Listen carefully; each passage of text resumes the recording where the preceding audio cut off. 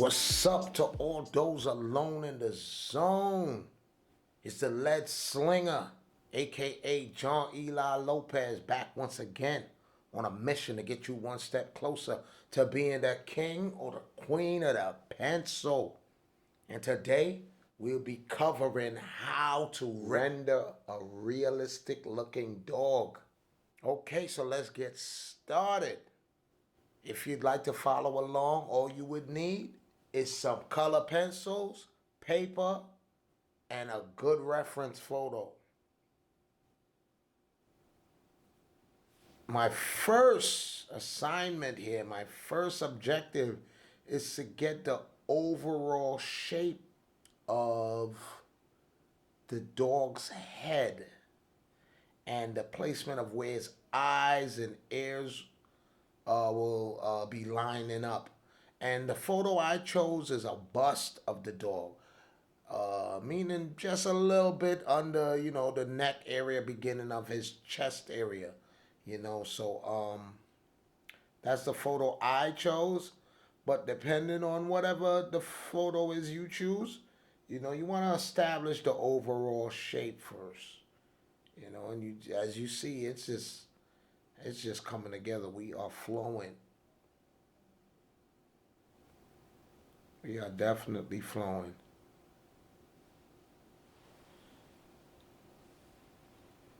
Getting the nose in, the eyes. Dog nose definitely is a tricky thing. So the main thing, is just establishing where the pieces go. And once you're confident with that, you just begin slowly getting darker and darker.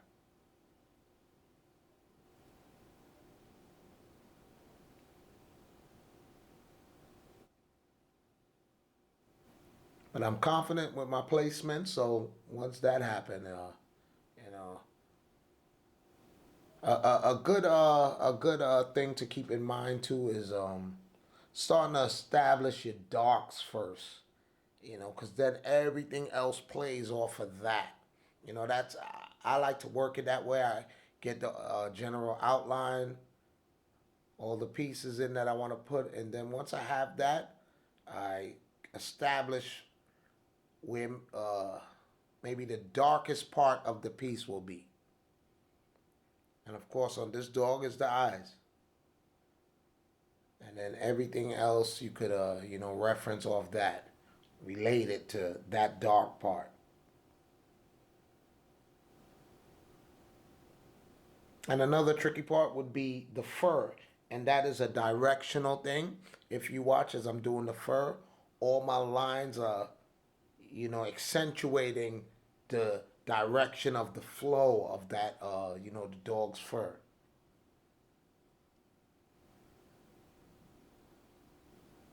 So you want to definitely keep that in mind.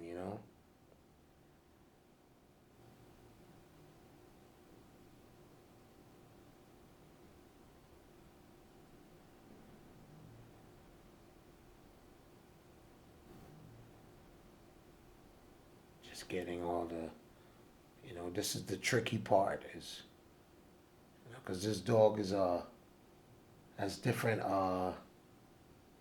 tones in it. So if you see even the fur going around the eyes follows that direction. It's kind of circular.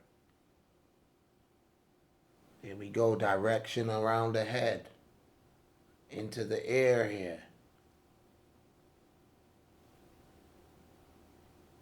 And the particular dog I chose, within the air, the fur starts to, go a little different directions and things like that.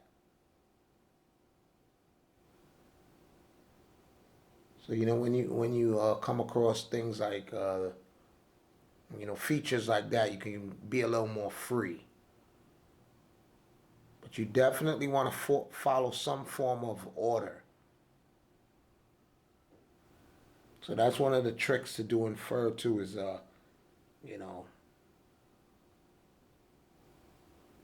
doesn't have to be exactly perfect, but it should follow some type of direction and order.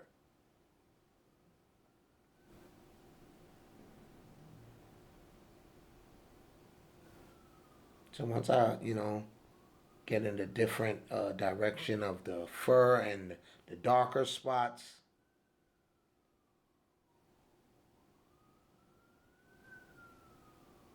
I'm getting a little more, uh, getting more of a separation now of the, the darker values of the fur now.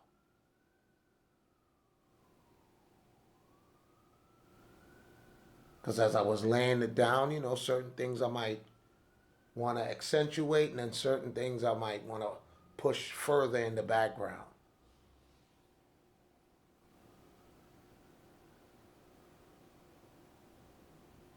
So definitely with the fur, I wanted to be more sure of it before I got darker. So yeah, we added a little outline there, and that's just bringing him out more.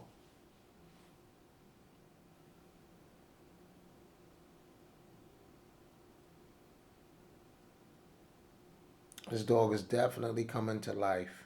You know,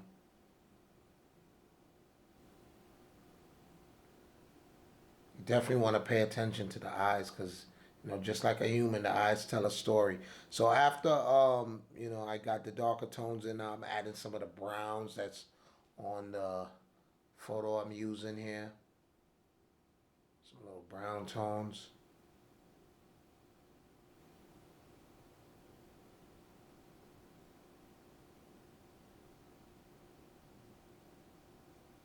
And definitely you want to spread it out.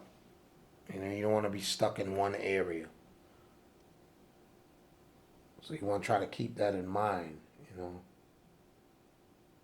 the colors and tones you're using, try to spread it out.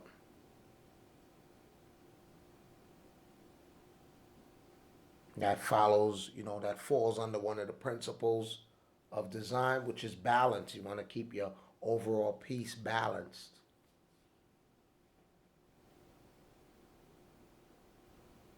You don't want to have just one area sticking out more than another. You want everything to, complement and play off of each part of the subject that you're doing.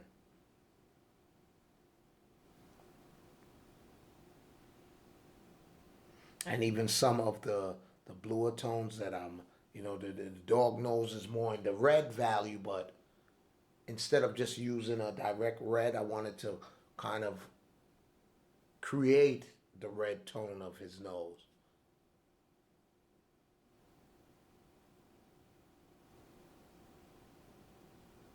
So I wanted it to be toned down a bit, so I added the blue under it.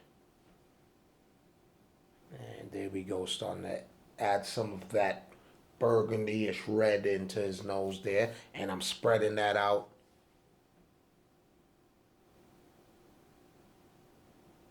on the other areas.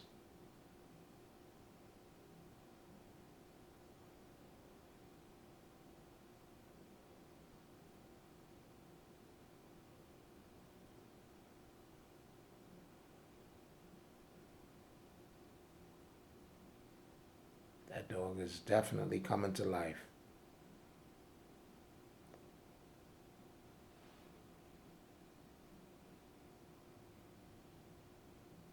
And once you get to this stage of your drawing and your piece, now it's just a back and forth thing. Now I'm back to the darks and adding some dark in the highlight areas and things like that.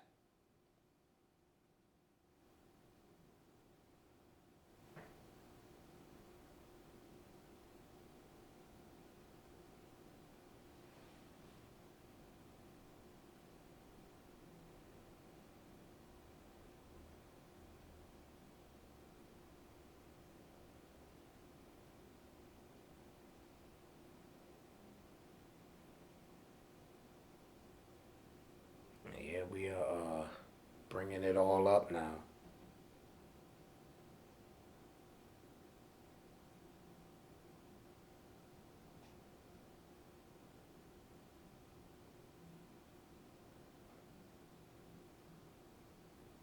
And you still want to, remain directional.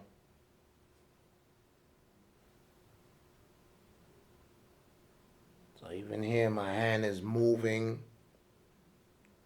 I'm following the previous, lines that I put for the fur. And that's going to add to your realism. They're tightening that eye up a little bit.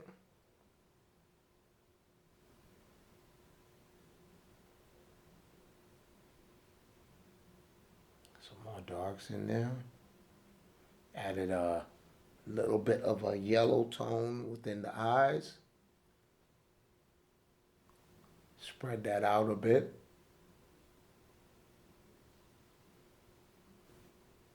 Yes, and there you have it. We are done. Very nice. I hope you guys got some value from this video. If you did, snap at that subscribe button, hit the like, leave a comment. Any feedback is appreciated. So until next time, John Eli Lopez signing out. Y'all be good and be safe.